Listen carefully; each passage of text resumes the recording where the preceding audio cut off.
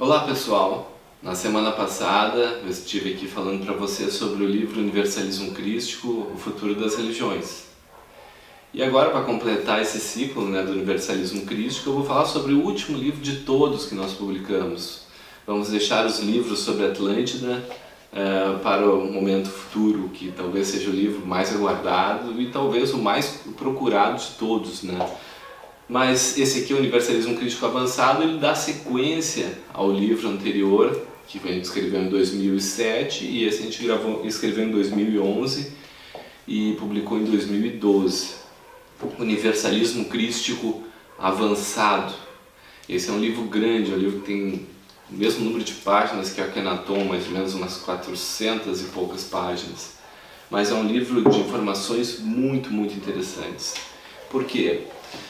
Depois que nós fizemos o Universalismo Crístico, o futuro das religiões, nós vimos que ele era muito baseado em crenças, porque cada pessoa tem a sua crença sobre espiritualidade.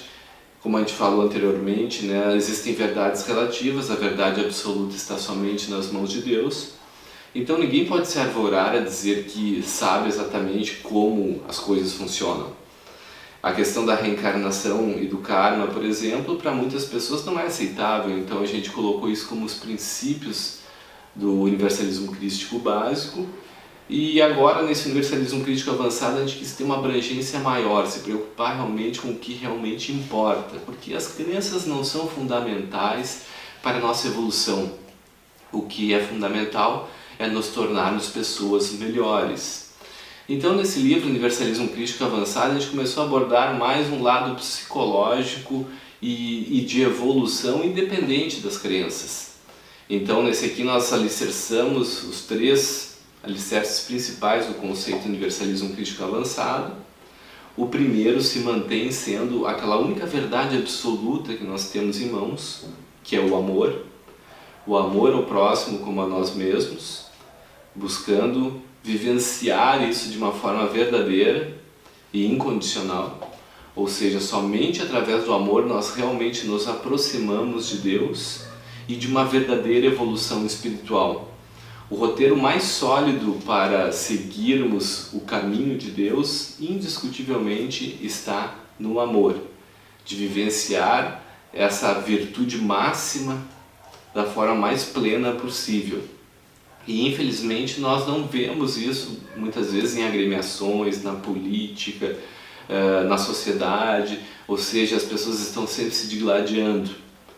Para realmente estarmos próximos de Deus, nós temos que ter um amor integrador com todos os nossos irmãos.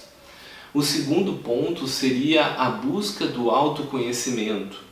Porque para nós aprendermos a amar e evoluirmos, nós temos que nos conhecer. Se nós não sabemos quem somos, se nós não nos avaliamos, não nos olhamos no espelho para analisar as nossas atitudes do dia a dia, como vamos saber se realmente estamos crescendo ou estamos vivendo em hipocrisia? Se estamos simplesmente nos enganando, acreditando que por ter essa ou aquela religião, por ter esse ou aquele comportamento, que está tudo bem. Nós temos que analisar profundamente todas as nossas atitudes para realmente termos a certeza de que todas as ações de nosso dia a dia são realmente ações que nos aproximam de Deus. E o terceiro ponto seria entender e aceitar a forma de pensar do nosso semelhante.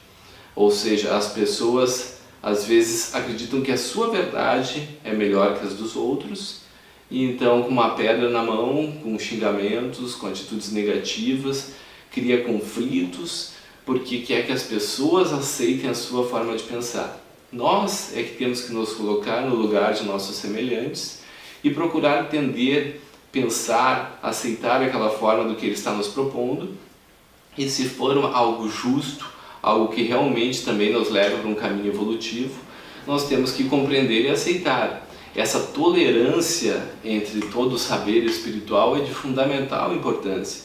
E essa tolerância também para o dia a dia, para a convivência, para a harmonização das sociedades. Por exemplo, nós vivemos em um mundo que vive em guerras. Um mundo que dentro de seus próprios países as pessoas estão divididas. E isso porque não está havendo um diálogo, um posicionamento integrador.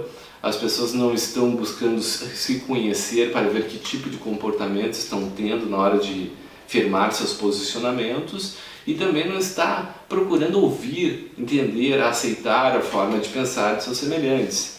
Nós vemos isso, por exemplo, na nova sociedade que nós temos hoje em dia. Os jovens estão mudando, estão tendo uma nova consciência, um novo comportamento. Aqui não vamos analisar se eles estão sendo corretos ou não, mas a gente tem que aprender a dialogar, conversar, analisar, para buscar um entendimento através de uma forma amorosa. Por exemplo, questões modernas que estão cada vez mais se tornando evidências. Uma delas é o próprio homossexualismo, né? Que existe um grande atrito entre os religiosos com relação a isso, mas nós temos que colocar muitas vezes os nossos dogmas de lado e procurar compreender à luz do amor, do entendimento, da paz e da fraternidade, porque a mensagem principal e que supera todas as outras é a mensagem do amor. Então não existe lei religiosa, regra religiosa, costume religioso que supere a ação do amor. Onde não há amor, não existe a presença de Deus. Então mais e mais nós temos que procurar, através de uma forma amorável, buscar compreender, entender e dialogar sobre esses costumes e mudanças que estão ocorrendo a todo instante em nossa sociedade. O que realmente é profícuo, é útil, é realmente valoroso para as pessoas em sua caminhada, ou seja, analisar os valores que são fundamentais para o crescimento de todos nós. Então, mais e mais, esse livro nos mostra todo esse contexto de compreender, aceitar, entender, analisar-se. Existem capítulos muito interessantes que vão chamar o leitor a uma reflexão psicológica muito profunda. Esse livro eu costumo dizer que as pessoas leem e fica caindo fichas por semanas e semanas depois, porque existem muitas reflexões. Ao contrário dos nossos primeiros livros, tipo A História de um Anjo, que era muito doutrinário e trazia informações, esse livro faz muitas perguntas, provoca muitas reflexões ao leitor para que ele entenda a si próprio e compreenda como ele está agindo dentro da sua caminhada evolutiva. Estamos aqui fundamentalmente para crescermos, evoluirmos, nos tornarmos pessoas melhores. Todos os contextos da vida humana que nós vivemos, nossa profissão, meio social, nosso casamento, nossos filhos, nossos amigos, tudo fazem parte de um grande pano de fundo para que a gente exercite os nossos valores, a nossa forma de agir e de pensar, é que nos aproxima ou nos afasta de Deus dentro desse processo de caminhada evolutiva.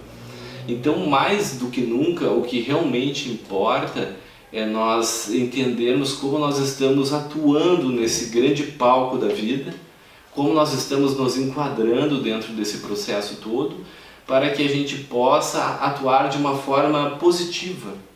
E para isso a gente precisa fazer essas reflexões que muitas vezes são colocadas em segundo plano. É por isso que essa visão cada vez mais materialista da sociedade é prejudicial, porque a partir do momento que a gente só procura atender os nossos interesses, não abre mão, não tem gestos valorosos de generosidade, de respeito, de compreensão, nós terminamos entrando num caminho muito tortuoso nesse processo de evolução que vai cobrar o preço futuramente, e daqui a algum tempo, em nossa própria existência, talvez nessa própria vida, a gente passe por amargores, por sofrimentos devido a esse comportamento cego. Quantas vezes eu já vi nessa minha vida, nessa minha existência, casais que estavam indo muito bem, de repente há uma separação e os dois comentam que não sabem o que aconteceu porque estava tudo tão bem. Se aconteceu algo, é porque eles não se enxergavam, não viam, não se analisavam, não entendiam a forma de pensar do seu semelhante e achavam que somente as suas colocações que eram importantes. Então, por isso, mais do que nunca, a gente tem que começar a parar, pensar, se entender.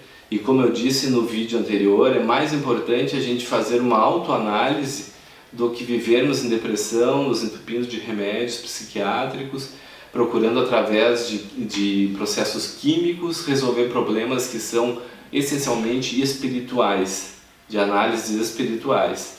É por isso que a gente colocou, em geral, a nossa vida espiritual em segundo plano, para viver somente a Matrix, a ilusão do dia a dia, e não está conseguindo ligar esses caminhos, compreender o porquê as coisas acontecem, por que estamos deprimidos, por que estamos angustiados, por que eu me sinto assim ou assado, porque na verdade se esqueceu o objetivo fundamental da vida, estamos vivendo como se fôssemos robôs, sem ter uma compreensão mais aprofundada das coisas que são realmente verdadeiras. O que podemos compreender com tudo isso é que na verdade a luta não é entre o bem e o mal, mas sim do conhecimento contra a ignorância, como disse-nos Buda. Na verdade, quando a pessoa se ilumina e toma consciência, ela entra no aspecto de luz. E quando ela fica na ignorância, nas trevas, no medo, ela termina indo para o lado negativo, que gera todas essas angústias. Então, na verdade, as religiões não têm que ficar pensando em anjos e demônios, mas sim no que temos dentro da nossa consciência, que forma estamos levando todo esse entendimento, estamos aprendendo a ter sabedoria para viver, ou estamos vivendo de forma alienada e colocando o nosso destino à deriva. Nós temos que ter um norte, uma consciência, uma busca de espiritualidade, e isso que faz toda a diferença para uma verdadeira felicidade. Uma questão tão fundamental é: todos dizem que o amor é o caminho para a verdadeira felicidade. E por que existem tantas pessoas infelizes se todo mundo sabe o caminho, que é o amor? Porque na verdade as pessoas nem sabem o que é o amor. Elas não compreendem a grandeza dessa virtude e muitas vezes colocam o amor dentro de um jogo de interesses, de atender às suas afeições, como um amor entre namorados. Amor é um gesto de doação, de abnegação, de fazer o bem aos seus semelhantes sem esperar nada em troca. Então é todo um conceito que as pessoas estão muito afastadas. Elas estão vivendo simplesmente o amor jogo de interesses e não o amor crístico, o amor verdadeiro de Deus. E tudo isso então vai repercutindo pouco a pouco em nossa existência. Os sinais vão surgindo, momentos vão nos alertando para que estamos caminhando fora dos trilhos do norte do amor de Cristo, e nós não vamos percebendo, até que em determinado momento tudo se modifica. Livro Universalismo Crístico Avançado. Narrativas pessoais minhas, com o auxílio do mestre Hermes. É um livro de projeção astral muito parecido com o livro Sob o Signo de Aquário. E nele, nessas vivências, Hermes vai me trazendo diversos ensinamentos que se aplicam também a mim, aos momentos que eu estava vivendo. Como sempre, eu estou como um personagem também central de toda a história, e nele eu trago as minhas experiências e o que eu aprendi com elas.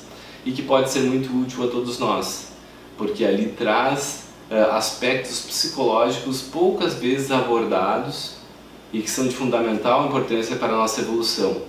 Antes, muito antes das crenças espirituais, o fundamental é realmente a gente vivenciar esses valores espirituais. Tenho certeza que irão gostar desse livro. É um livro maravilhoso, mas como eu falei no vídeo da semana passada, é um título diferenciado, Universalismo Crístico Avançado, não é um nome empolgante como Atlântida e tudo mais, e ele não é tão procurado como deveria. Um livro realmente que eu tenho certeza todos vocês gostarão. Muito obrigado pela atenção e que a paz e a luz de Deus e de Jesus fique com todos vocês.